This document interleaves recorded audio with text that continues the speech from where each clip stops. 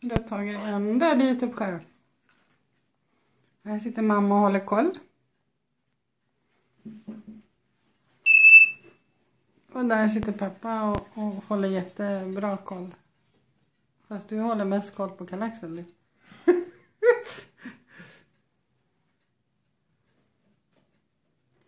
Hej Kurt. Hej. Har du så bra koll? Mm. Hej Pippo. Vad gör du?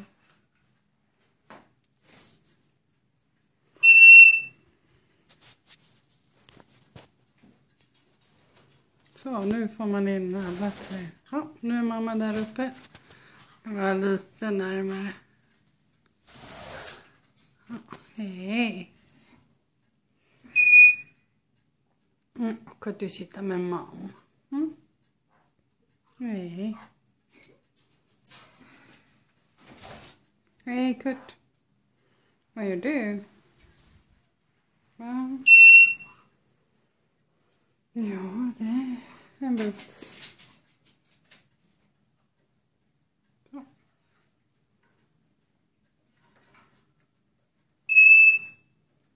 Åh, lilla lite.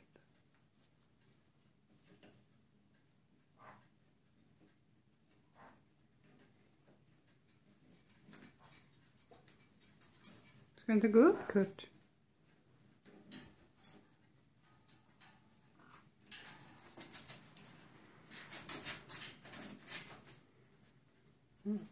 Så.